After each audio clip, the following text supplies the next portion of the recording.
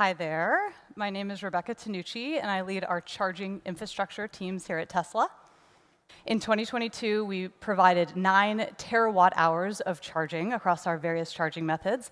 Over 50% of that was supplied via convenient AC home charging. And when our customers are away from home, they can visit one of our 80,000 charging points. That includes 40,000 of our beloved superchargers. First, we have the industry's lowest deployment costs. Our costs are often 20%, if not 70% lower than alternatives, and that goes for both our supercharging hardware and deployments and our AC charging product lines. A lot of reasons that we're able to achieve this, you've heard a lot of them here today. We're vertically integrated. We manufacture and engineer all of our own charging equipment. We share components across our different product lines. And on the supercharger side, we also install and operate all of our own sites. And that's led us to be pretty obsessed with finding new ways to innovate around installation. As an example, we have recently extended our excellence in manufacturing to how we build supercharger sites. We are pre-building 4-post supercharger units at our factory in New York. We load them on a truck, we truck them to site, and then we crane them into position. This method saves us 15% on our deployment costs, and we can install a site in a matter of days. Over the last few years, we've been able to cut our per kilowatt hour cost by 40%. Other electric vehicle manufacturers, well, some of them have vehicle side data. Other infrastructure providers have site data, but at Tesla, we have both. And what that allows us to do is to use Trip Planner to route vehicles towards available sites and away from congested sites so we can balance our utilization without risking wait time.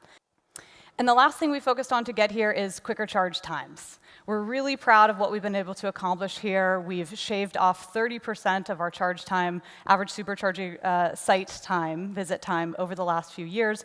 This has taken improvements on the hardware side, with our software, on our vehicles, and on our infrastructure, and we're really excited to continue pushing this trend down. First, if you want a fully electrified global fleet, all of those vehicles have to have a great and reliable charging experience. So, as many of you know, recently we have started opening up our networks on a global basis.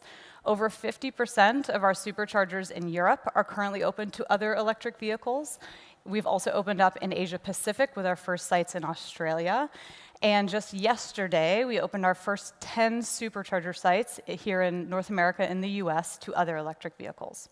The second thing we need to make sure we do when we talk about scaling all of this charging infrastructure is we need to make sure that it's powered from renewable sources. We're very proud that over the last 2 years, we've procured enough renewable energy to offset the amount of charging we've provided to customers. But as we look forward and we talk about this fully electrified fleet on a global basis, we really want to make sure that the demand for charging more closely follows when renewable sources are available. Now, this chart is on an aggregate basis for the US, and it varies based on what your renewable generation sources are locally. But basically, what this shows is we want to kind of move that charging curve, and for solar and wind in this example, it means more daytime charging. And we think the best way to go towards daytime charging is to install AC charging that is convenient and low cost everywhere vehicles are typically parked throughout the day. So that's really the plan. While supercharging and home charging definitely stay a big part of the puzzle, our teams are currently scaling to install AC charging everywhere vehicles charge during the day so we can power them from renewable sources. We've got to scale capacity on an industry-wide basis to 9 petawatt hours on an annual basis. We've got to open up to non-Teslas and make the charging experience for everybody really great. And we've got to power all of this via renewable sources. And one more thing, yes, we've got to scale our infrastructure, and yes, we want to power it via renewable sources, but we're Tesla, so we also want to make sure that we're continuing to focus on providing really incredible charging experiences. Thanks, Rebecca. So you'll see a reduction in the number of parts on the S and X platform to the 3 and Y platform. And this is because of the great work our design engineers have done of making the car simpler and easier to manufacture. In parallel, we actually had a similar strategy in supply chain. We had cast a wide net to a lot of suppliers for the SNX platform. There was a lot of suppliers that we invited to partner with us. And we used that platform as sort of a filter to see which suppliers have the technical, financial, and cultural capabilities to match us, right? Who do we invite to the party when we really scale things up? And we really dramatically reduced the number of suppliers that we were dealing with for the 3NY platform, and this is an approach we'll continue to do for future platforms as they come along that are even more high volume. Just over the course of just last year, we moved about 16 million pallets from our suppliers to our factories. Just to visualize that, if you put those pallets side by side, it could cover the half the circumference of the Earth. Tesla was able to grow production volumes at a time where the rest of the industry had a hard time staying flat. I think they shrunk, actually, cumulatively. And we're often asked the question, how do we manage through it? And the answer is very much kind of baked through the presentations today. First, we design our own electronics. So in order to control cost, we really had to go and build relationships with all the tier 2 suppliers to negotiate them directly. So these relationships were formed over 10 years ago, and we've really gotten to know them well. So when a shortage hit, we knew who to escalate to, who to call, who to ask for help, and really kind of swarming the issue at the point of constraint. So the question gets asked, is Tesla going to basically break the chip industry if we grow to 20 million vehicles? The answer is no. But let me walk you through a logic on that. So as it stands right now, a Tesla enabled with a full self-driving computer has 4 times the silicon content of a regular vehicle. So at about the 2 million run rate, we're consuming about 700,000 12-inch wafer equivalents. That's the industry term that's thrown around for capacity in silicon. That's how much we're using, so a little bit below 1 million. And the global wafer capacity, based on the estimates we've seen, is about 135 million. So we're about 0.5% off the industry. Not a lot. Now, if you get to 20 million, when we get to 20 million, and if we don't make any simplifications in terms of part count, which is also a separate work stream, I think Colin talked about it, Pete talked about it, we're not going to have all these different components. We're really going to simplify the architecture because simpler is better. But even if we don't do that, and we take the most pessimistic case, we're going to need 8 million wafers, okay? And the industry is going to scale to 200 million by that point. So still, we're less than 5% of the market share. And if we run the same offense we ran all along and continue to work with our partners and invest in fabs and invest in capacity, we'll have the capacity ready by the time we need it. So I really don't see this as an impediment from a supply chain perspective to get to 20 million. There are 4 videos playing at the same time. One is the video of the manual line that was created when we started the production. And this manual line produced a lot of quality issues, let alone throughput. So we quickly pivoted to a semi-automated line. But in spite of that, although the throughput was great, the quality issues sustained. So our team decided that fully automated is the only way to go. So before we automate the line, we created a 3D simulation. Now, not many companies or teams have this capability, where at this point, now when a part gets spec'd, we have the ability to create a 3D simulation of all the complex subassemblies that would be involved in making the part, and tell the suppliers exactly what equipment to purchase, what to test, and create an end-to-end line in simulation. And that's what we did here. So with the help of the simulation, we had a very detailed subassembly cell, which was juxtaposed with the supplier's factory layout. And then we, after a back and forth of iteration and optimizing the processes, we implemented this fully automated line in less than 8 months. We have a defect rate of less than 0.005%, and a super manifold rolls out every 7 seconds because we have created many automated lines. And these factories are the size of 2 football fields, by the way. We have laid the foundation in getting ready to execute Master Plan 3. Our strategy is supply chain design simplification. We are going to make sure that we have more control into the tiers of the supply chain. We are going to grow responsibly and sustainably with our long-term partners, and we'll automate. Hi, everyone. My name is Tom Zhu. I'm now responsible for global production and sales and delivery service. I joined the company back in 2014, and I've been running the company's business in Greater China and APAC. Today, I'm representing all the gigafactories and talk about how we can make more cars and faster. The total number of manufacturing employees is over 65,000. This is also including our amazing team in Reno. They are making powertrains, battery packs, and drive unit for our vehicle factories. The total installed capacity in all these vehicle factories about 2 million cars a year. That said, we're always looking for opportunity to grow more capacity from the existing footprint. So you expect this number will grow over time. I'm happy to share, early this morning, we hit the 4 million mark for total Tesla ever built. The OEE really evaluate the equipment uptime, the machine performance, and the quality. Simply put, this is the actual production time on a good quality product versus the planned productive time. The higher, the better. 45-second cycle time. That means you expect every 45 seconds there's a car running off the final assembly line in the factory. And the faster we ramp, the faster we can get to economy of scale. If you look at the chart on the left, Shanghai be able to significantly drop our labor hours per car during the ramp. The little dip there has happened in the last Q2 2022 because of the COVID shutdown. And on the right is the Fremont Model Y shop. Even this is a 60-year-old facility, the team there still be able to optimize the material flow, eliminate all the single point of failure, and drive higher output, hence reduce the labor hours. And actually, this factory keeps setting a new record. Yesterday, they just had a new factory daily record. Congrats, Fremont team. How can we reduce the cycle time, keep improving efficiency?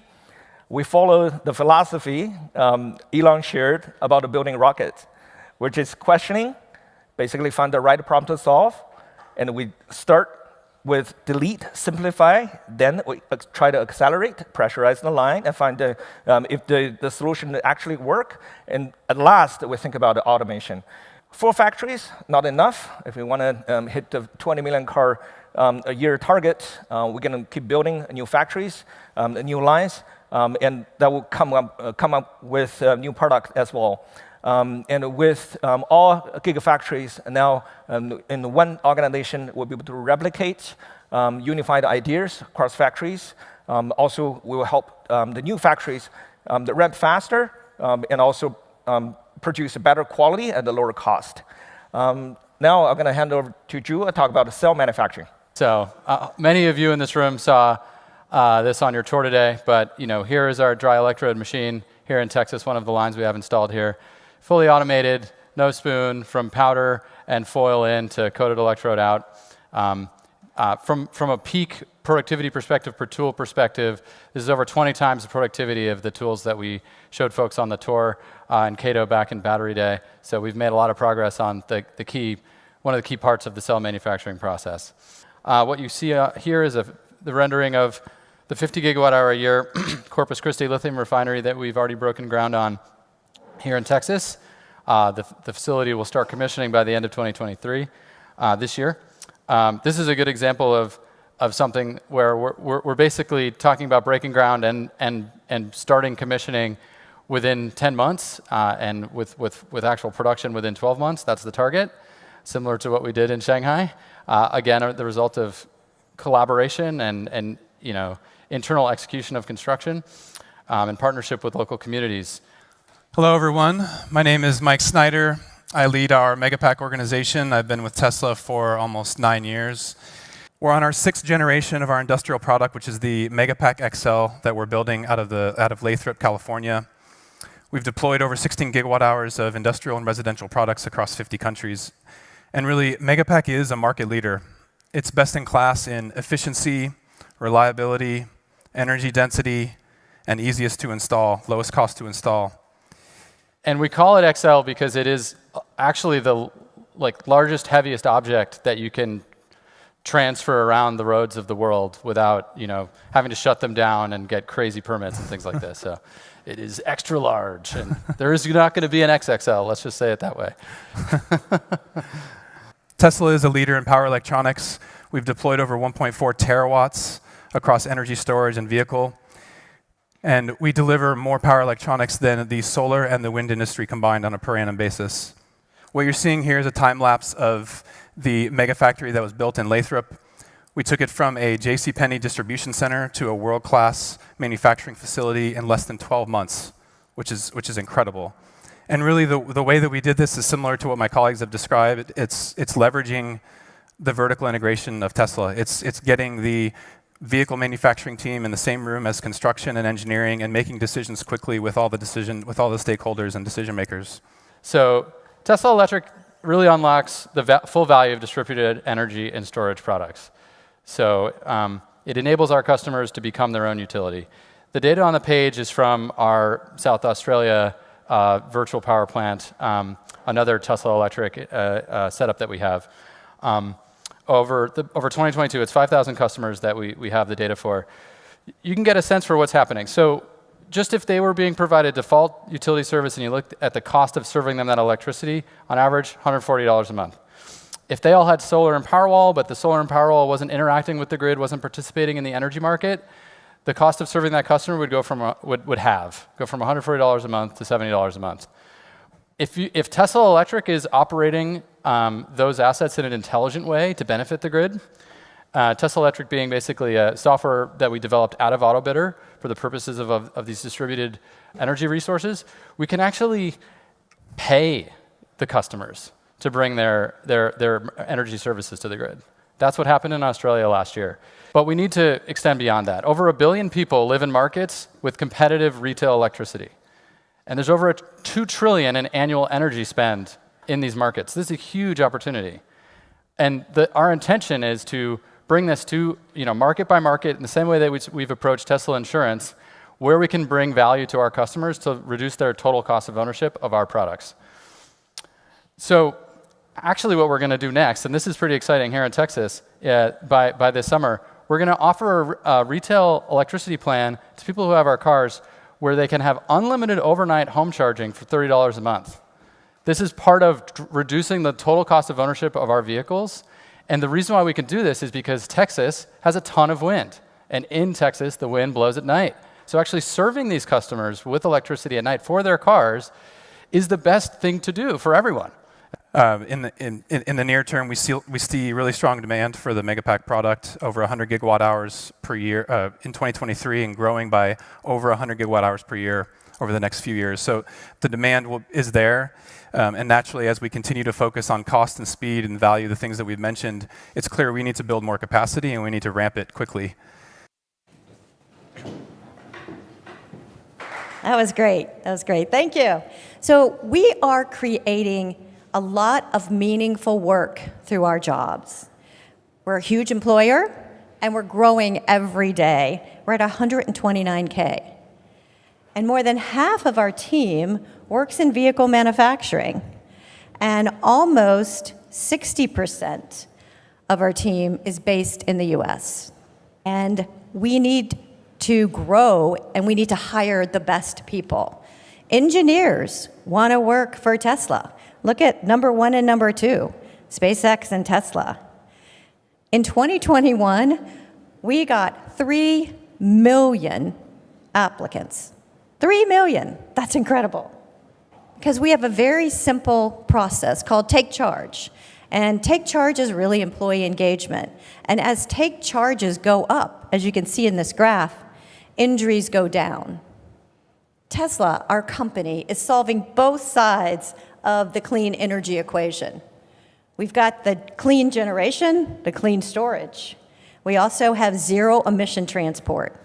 As this slide shows, from 2012 to 2021, our products generated more energy that was consumed by all Tesla vehicles and our factories. The Model 3 has less emissions than the average ICE car. And we're only going to get better. You heard about that today. Every product we make is more efficient. Every factory we build is more sustainable. So it's only going to get better and better. Thank you, Lori. If we look at our longest running scale production product, this is the Model 3. We reached 5,000 cars per week, which was our design capacity in mid-2018. And since then, we've taken 30% of cost out of this product. Cost reduction doesn't just come from one place. There's no silver bullet here. And we pushed the boundaries on volume with the Model 3 program, increasing volume 3x over this period of time. We've improved productivity. So in our Fremont factory, we are twice as productive now as we were in mid-2018. We've made a lot of progress on overhead efficiencies and product improvements, as we've discussed, and a long list of other things, including localization, our factory in Shanghai. And as we ramp up volume and as we find efficiencies, we work with our suppliers to do the same. And that leads to material cost reductions that improve the affordability of our products. And as we look forward to our next-gen vehicle, our target is to reduce 50% of cost, and we've talked about that a bit earlier today. Going from the Model S and X platform to the 3 and Y platform, we took out 50% of cost, so the task here is to do it again. And this is very important because as we improve affordability, the number of customers who have access to our products dramatically increases. And as we link this back to our master plan, it enables an exponential growth in our volume with linear reductions in the cost of our products. And we're already at a place today in the US where a base Model 3 on a cost per mile basis is less than a Toyota Corolla, which is the highest selling car in the world. And as we move towards our next-gen platform, we will continue to reduce this. And as we work on robotaxi variants of this platform, this cost will come down even further. And so this is a product that we expect to have substantially lower cost per mile than the highest volume products in the world. The next thing on cost reduction I want to talk about is operating expenses. We spend a lot of time on our earnings calls talking about gross margins and product cost. We don't spend a lot of time talking about OpEx, but I think this is one of the really important parts of our story. If we look at the SG&A side of this, I think the story here is pretty dramatic. So we're showing here a comparison of SG&A per car delivered compared to the traditional auto industry, which is both an OEM and the dealership network. And our estimates are that we're 60 to 70% lower on a per car basis. The other thing that I'll note here is that this wasn't always the case. And it wasn't that long ago where these bars would be inverted. And if we go back a little bit in time, and we talk about when we launched Model 3 in the Fremont factory, we went from 2,000 cars per week, which was S and X, adding 5,000 a week to that for Model 3 got us to 7,000 cars a week. You've heard some folks here today talk about production hell. What I don't think we've ever talked about as a company is back office operations hell, which also happened at the same time.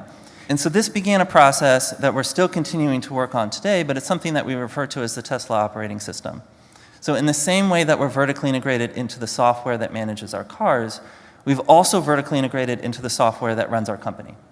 And all of our major departments in the company are using, not all of them yet, but almost all of them are using our in-house software. Most recently, we removed third-party recruiting software, and we're now running our own recruiting software as a company. On the left side of this chart are some examples of the efficiency improvements that we've seen within our SG&A areas as a result of this strategy. The North American sales team is 4 times more efficient now than they were in 2018. Order operations team, financial services, I mean, these levels of improvement are large, and there's not enough pixels on the slide here to list out everything, so it's just a couple of examples. And then in the same way that when we look to take cost out of our products, we want to feature up the product or improve the product while taking cost out, the same has been true with the use of Tesla operating system and that integration with our process improvement teams within the company. So all of this work on cost reduction is extremely important because we have a lot of money to spend ahead of us to achieve our goals within the master plan. So we've mentioned over the course of the day today 20 million annual vehicle production as our target, 1 terawatt hour of annual energy storage production, and then expanding cell production, service, and charging in line with the growth of those other businesses. And so we've estimated what we think the total cost to get there will be, and there's certainly error bars around these numbers as we continue to progress and innovate, but of this we've spent about $28 billion of that so far in the history of the company. Preserving daily operations is the engine that then generates cash that allows us to reinvest into the growth of the business. And I'm very proud that over the last couple of years, despite the ups and downs in the macro environment and interruptions to supply chains, we have never once pulled back on our investments in growth, so that remains a huge priority for us. We do then, after investing in growth, we look at opportunistic ways to spend our cash. These are more financially oriented, where if a return exceeds a hurdle, then we can place cash in that. This is part of our story of cost reduction in the Fremont factory. And then on the excess side, this is where the board meets on a regular basis and they're thinking about what our cash flow projections are looking forward and whether it makes sense to do buybacks or dividends. So to wrap up the finance portion of the presentation today, a couple of key messages I just want to leave you all with here is that we use innovation at an intense level to drive costs down and improve the efficiency of the business. And the reason this is so important is it allows us to improve product affordability. And this is particularly the case when we move to our next generation platform. Improving affordability allows us to comfortably make investments that grow volume. That volume generates cash that then allows us to make more investments. And as we integrate that going forward, it's our belief as a leadership team here at Tesla that we're going to achieve unprecedented scale in the manufacturing space. And this is what's ultimately required to accelerate the world's transition to sustainable energy. So with that, this completes the prepared portion of today. We're going to take a short break, and then we'll resume with a live Q&A. Thank you all very much.